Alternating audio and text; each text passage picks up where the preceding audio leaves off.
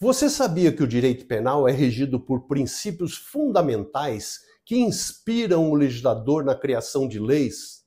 E que essas normas não apenas delimitam o poder punitivo do Estado, como também asseguram garantias aos cidadãos? Eu sou o professor Vicente Maggi e hoje vou abordar um tema relevante no direito penal, imprescindível para os acadêmicos e operadores do direito e muito interessante para os cidadãos em geral. Trata-se dos princípios do direito penal. Caso você queira se aprofundar mais, deixarei na descrição do vídeo os fundamentos legais sobre o tema para facilitar o estudo. Então, convido você a assistir ao vídeo até o final, se inscrever no canal e compartilhar com seus amigos para nos ajudar a levar o conhecimento jurídico ainda mais longe. Agora vamos explorar alguns desses princípios. 1. Princípio da legalidade. Esse princípio estabelece que não há crime sem lei anterior que o defina, nem pena sem prévia cominação legal. Assim, é lícita toda conduta que não esteja definida na lei penal incriminadora. Esse princípio desdobra-se em garantias como a reserva legal. Somente a lei formal pode criar tipos penais e estabelecer as respectivas sanções. Anterioridade da lei penal. Significa que ninguém pode ser punido por um crime que não estava previsto na lei no momento em que foi cometido. Taxatividade. Significa que a lei penal deve descrever as condutas criminosas de forma clara, precisa e inequívoca. Vedação à analogia e malam partem. Significa que não se pode utilizar a analogia para criar um crime, agravar uma pena ou prejudicar de qualquer outra forma a situação do réu, caso a lei não preveja expressamente aquela conduta ou aquela consequência jurídica. 2. Princípio da irretroatividade da lei penal. Este princípio garante que a lei penal não retroagirá, salvo para beneficiar o réu. Ou seja, uma lei penal mais gravosa não pode ser aplicada a fatos ocorridos antes de sua entrada em vigor. Exemplo, suponha que, em 2024, a pena para um crime era de 2 anos de prisão. Em 2025, uma nova lei altera a pena para 5 anos. Assim, quem cometeu o crime em 2024 só pode ser punido com a pena vigente à época, que era de 2 anos. 3. Princípio da proporcionalidade. A pena deve ser adequada, necessária e proporcional à gravidade da infração penal e à reprovabilidade da conduta do agente. Esse princípio atua como freio ao arbítrio estatal, vedando penas manifestamente excessivas ou desproporcionais em face do bem jurídico protegido. Além disso, orienta o legislador na cominação abstrata das penas e o juiz na dosimetria concreta, à luz do artigo 59 do Código Penal. 4. Princípio da humanidade. A dignidade da pessoa humana é o fundamento deste princípio, que veda penas cruéis e tratamentos desumanos ou degradantes. Ou seja, esse princípio impõe que a execução penal observe a dignidade da pessoa humana mesmo diante de delitos graves. Exemplo, condições desumanas em presídios, como superlotação extrema e tortura, são proibidas com base nesse princípio. 5. Princípio da individualização da pena. Conforme previsão constitucional, a pena deve ser individualizada em todas suas fases, legislativa, judicial e administrativa, que é na execução penal. O julgador deve considerar as circunstâncias judiciais, legais e até mesmo as causas de aumento ou diminuição, de modo a adequar a resposta penal ao grau de culpabilidade, antecedentes, conduta social e personalidade do agente, entre outros critérios objetivos e subjetivos. Assim, 2 indivíduos condenados pelo mesmo crime podem receber penas diferentes.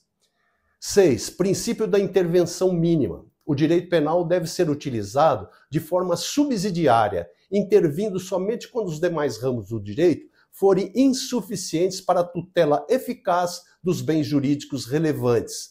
Esse princípio possui 2 corolários ou consequências importantes. Princípio da fragmentariedade, que restringe a atuação penal à proteção de bens jurídicos essenciais, e princípio da subsidiariedade, que impõe o uso do direito penal como ultima ratio, que significa última opção. 7. Princípios da culpabilidade. A culpabilidade é um dos elementos da teoria tripartida do crime, ao lado da tipicidade e da ilicitude. Segundo a concepção finalista, somente é possível impor sanção penal ao agente que, de forma consciente e voluntária, praticou o fato típico e ilícito e possuía plena imputabilidade, potencial consciência da licitude e possibilidade de agir de modo diverso, de acordo com o ordenamento jurídico. Trata-se, portanto, de um fundamento limitador da pena, incompatível com qualquer forma de responsabilidade penal objetiva, que significa responsabilizar por um crime alguém que agiu sem dolo ou sem culpa. 8. Princípio do indúbio pro réu. Significa, na dúvida, em favor do réu. Decorrente da presunção de inocência, esse princípio assegura que, em caso de dúvida, a interpretação deve favorecer o réu, absolvendo-o. Em outras palavras, o ônus da prova é da acusação, Ministério Público ou querelante.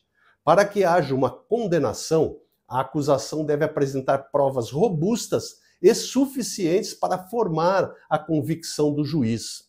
Se ao final da instrução processual persistir uma dúvida relevante sobre se o réu cometeu ou não o crime, essa dúvida deve ser resolvida em seu favor, com a decretação da absolvição. 9. Princípio do non bis in idem. A expressão latina non bis in idem significa não duas vezes pela mesma coisa. Esse princípio estabelece que ninguém pode ser julgado ou punido mais de uma vez pelo mesmo fato. Assim, uma vez que uma decisão definitiva, com trânsito julgado, tenha sido proferida sobre determinado fato, o mesmo não pode ser objeto de nova percepção penal contra a mesma pessoa. 10. Princípio da adequação social. Criado pela doutrina, esse princípio considera que as condutas socialmente aceitas não devem ser objeto de punição penal, ainda que formalmente previstas como crime. Importante, o princípio da adequação social não revoga a lei penal. A conduta continua sendo formalmente típica. Sua aplicação é excepcional e depende de uma análise cuidadosa do contexto social, que pode variar com o tempo e lugar, e da relevância da lesão ao bem jurídico protegido. Exemplo, o crime de escrito ou objeto obsceno está previsto no artigo 234 do Código Penal, a exemplo de uma revista pornográfica à venda em uma banca de revista. Atualmente, trata-se de uma conduta socialmente aceita que, em regra, não será punida, salvo em casos de pornografia infantil, que é crime próprio previsto no Estatuto da Criança e do Adolescente.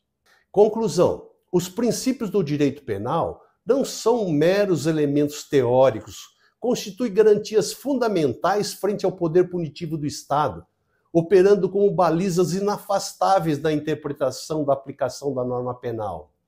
A compreensão aprofundada desses princípios é imprescindível para a atuação jurídica comprometida com a legalidade, a justiça e a proteção da pessoa humana. Se você gostou do conteúdo e quer continuar aprofundando seus conhecimentos jurídicos, não se esqueça de curtir esse vídeo, se inscrever no canal e ativar as notificações para não perder os próximos temas. Muito obrigado por me acompanhar até aqui e até o próximo vídeo.